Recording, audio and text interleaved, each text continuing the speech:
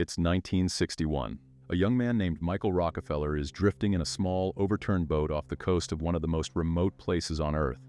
The waves are rough, the shore is far, and the choice he's about to make will change his life forever. "I think I can make it," he says. With those words, he jumps into the water and starts swimming toward land. What happens next is one of the biggest unsolved mysteries of the 20th century. Did Michael make it to shore? Did he drown in the rough river crossing? Or, as some locals later said, did he meet a much darker fate? Before we dig into the chilling details, let's step back and ask, how did Michael Rockefeller, heir to one of the wealthiest families in America, end up in such a risky situation? And why did he take such a dangerous chance? We'll take a closer look at some of the remarkable photography work that documented his journeys and provided a rare glimpse into the lives of the tribes he encountered. I also want to point out that this video is for educational purposes only. I do not condone, promote, or recommend any of the activities mentioned in this video, including cannibalism and visiting any cannibalistic tribes. Let's begin. Michael Rockefeller was born on May 18, 1938, into one of the wealthiest and most powerful families in America. His father, Nelson Rockefeller, was the governor of New York and later became vice president of the United States. The Rockefeller name opened doors to wealth, comfort, and endless opportunity. But Michael wasn't like his family. While others in his circle were chasing big jobs in business or politics, Michael wanted something more: adventure, art, and meaning. Here's something to think about. What would you do if you had all the resources and freedom in the world? Would you stay comfortable, or would you chase adventure? For Michael, the answer was clear. He wanted to explore the world's most untouched cultures. Michael graduated with honors from Harvard University with a degree in history and economics. But his true passion lay in anthropology, indigenous art, and photography. For Michael, photography wasn't just a tool for documentation. It was a way to tell stories, to connect two vastly different worlds through imagery. After college, he joined a Harvard expedition to New Guinea to study the Asmat people, known for their stunning carvings and elaborate rituals. Michael didn't just want to observe. He wanted to capture the essence of the Asmat culture. He documented their ceremonies, carvings, and daily life, believing his images could help preserve a culture at risk of being forgotten. Each photo was more than just a record. It was a bridge between two vastly different worlds. And yet, Michael wasn't afraid of the dangers. He thought he could connect with the Asmat people and share their art and culture with the world. But did he fully understand the risks of stepping into such a remote and dangerous culture? That's a good question, and one we may never truly know the answer to. What we do know is that Michael's determination to connect with the Asmat would lead him into a situation far more perilous than he could have imagined.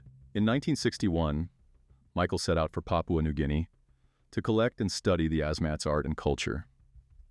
His mission was also personal. He wanted to build a legacy beyond his family name by connecting with and preserving this extraordinary art for his father's Museum of Primitive Art in New York City. Photography played a central role in Michael's journey. He captured the intricate details of Asmat carvings, the emotion in their ceremonies, and the raw beauty of their surroundings.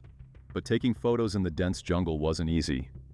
The heat, humidity, and unpredictable light made every shot a challenge, and every success more rewarding. For months, he immersed himself in the Asmat world, learning about their customs, observing rituals, and gathering intricate carvings. But Michael wasn't just walking into a new culture. He was stepping into a politically charged region. The Dutch colonial government, which controlled the area, had a strained relationship with the Asmat, and stories of outsiders meeting violent ends weren't uncommon. Even so, Michael kept going. And then, on November 17, 1961, everything changed. Michael's small boat overturned during a rough river crossing. Stranded miles from shore with two companions, he made a choice that would change his life. He strapped 2 empty gas cans to his waist for buoyancy, jumped into the water, and said, "I think I can make it." What happened next remains a mystery. Was there a final photograph, A captured moment that might reveal the truth of his fate? Or was everything, including his camera, lost to the waves? Here's where the story gets really strange. Over the years, many different stories have been told about what happened next, and some of them are almost too wild to believe. The official story is that Michael drowned. The currents were strong, the water was dangerous, and it would have been nearly impossible to swim miles to shore. Then, there's the darkest theory. Some say Michael made it to shore, but didn't survive long. According to stories shared years later, Michael was killed by members of the Asmat tribe in what's believed to have been a revenge ritual. At the time, tensions were high between the Asmat and Dutch colonial forces, and outsiders were often viewed with suspicion or seen as symbols of oppression. For the Asmat, headhunting and cannibalism weren't acts of random violence. These were deeply spiritual practices tied to their beliefs about life, death, and balance. Killing an enemy, and sometimes consuming parts of their body, was thought to honor ancestors and restore harmony within their community. It wasn't driven by cruelty, but by tradition and a worldview vastly different from Western norms. Could Michael, as a foreigner in an unfamiliar land, have unknowingly stepped into the middle of this cultural tension? Some accounts suggest that if the Asmat did kill Michael, it may not have been out of hatred for him personally, but as part of a long-standing cycle of revenge. What's even more unsettling is that decades later, members of the tribe reportedly admitted to being involved in Michael's death. But these stories are inconsistent and often retold through layers of time, memory, and cultural misunderstandings. Was this a confession, or simply a tale that grew with retellings? And if you thought the cannibalism theory was shocking, this final theory might be even more mind-blowing. Years after Michael's disappearance, a National Geographic filmmaker, Malcolm Kirk, captured video footage that appeared to show a white man living among the Asmat people. This footage reignited rumors that Michael had survived, abandoned his old life, and assimilated into the tribe. What makes this theory even stranger is that locals claim to have seen a man matching Michael's description years after he vanished.